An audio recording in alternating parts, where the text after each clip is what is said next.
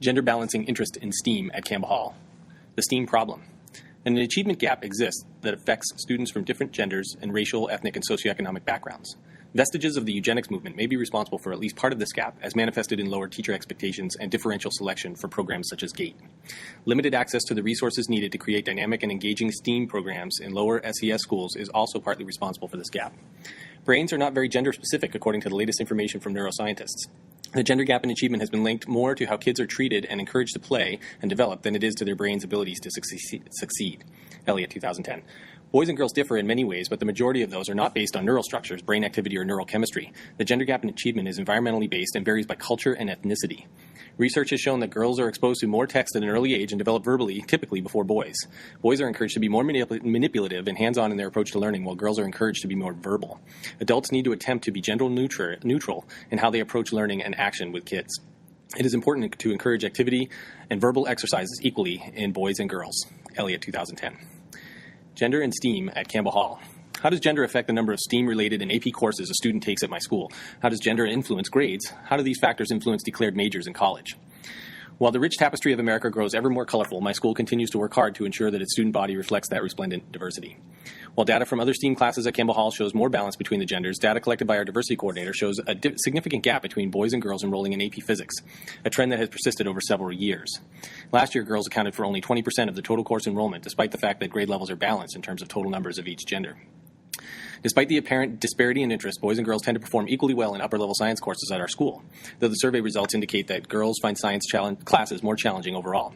With the exception of 12th grade, where students have much more freedom in their science class choice, girls also report being less comfortable asking questions in class than boys.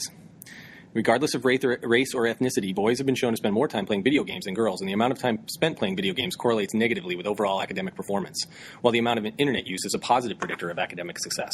Jackson, 2008. Data is needed for our specific student population in these two areas to assess why boys and girls tend to do equally well in STEAM classes when Jackson suggests that boys shouldn't fare as well. In looking objectively at my school and pondering methods for STEAM education for girls there, I recall an informal lunch meeting held last fall that was well attended by teachers in several disciplines. The conversation was productive, and as a result, the first ever engineering elective will be offered this fall. Taught by one of our physics teachers, the class immediately filled with 40-some students in two separate sections. Preliminary data suggests that both genders will be equally represented among the students, but 1 year is an insufficient data set to establish any sort of pattern of improvement. The underlying factor throughout all the literature was targeting student interest in order to motivate them to achieve and continue in STEM-related fields. Students of both genders should be engaged in fun science activities from an early age, and there is no significant biological and genetic difference in gender that should be creating an achievement gap. Elliott, 2010. Early interest and engagement in STEM-related topics is the key to the future motivation to pursuing STEM careers. Heilbronner, 2009. Sadler, 2012. Intervening to increase interest from girls. One intervention is to engage students as early as possible in the scientific, inquiry-based, manipulative activities that allow them to connect with concepts kinesthetically.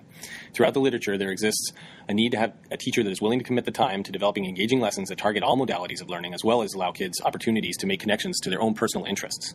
Teachers should encourage students to take risks by providing ungraded assignments and projects that will allow them to make mistakes without consequence. Heilbronner, 2009.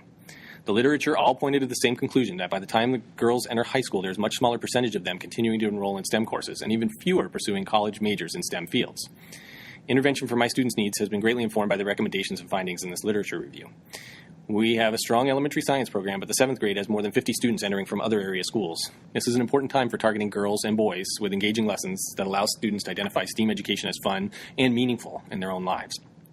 By nurturing an already close mentor-mentee relationship with a 7th grade science teacher, I can expect her to establish she's a new teacher, a student-centered classroom where she's the facilitator and the students truly take ownership over information and the projects. In all required 7th and 8th grade science classes and science electives, students will take an interest survey on the first day, asking why they chose the course and what they hope to get out of the course. Students will also be asked about their own personal interests so that opportunities might get created to bring their interests into the curriculum. The survey itself should be an intervention that students will understand as they read that one of the goals is to increase interest from females in STEAM pathways.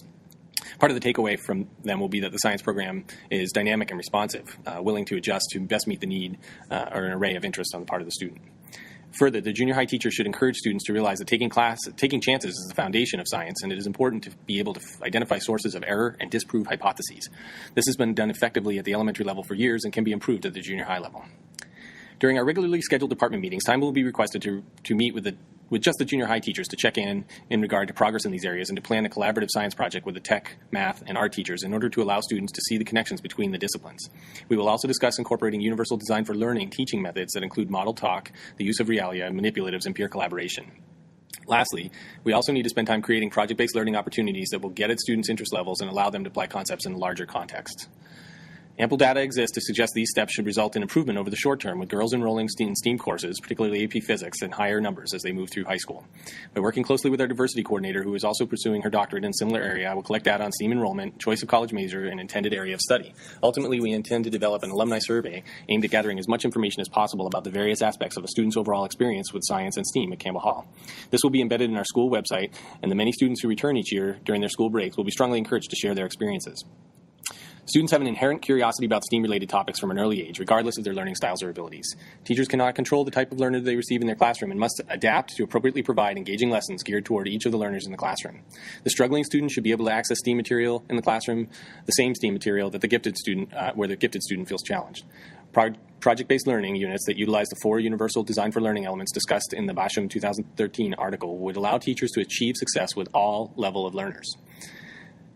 These elements are clear goals, intentional planning for learner variability, flexible methods and materials, and timely progress monitoring. While PBL units require a fair amount of front-loading to create, it aligns well with the idea that instruction should be intentionally planned so that it is personally challenging for all learners. In planning for learner variability, teachers should take into account specific considerations such as individual and group strengths, weaknesses, abilities, understanding of background knowledge, and motivation for participating in the learning. Basham 2013.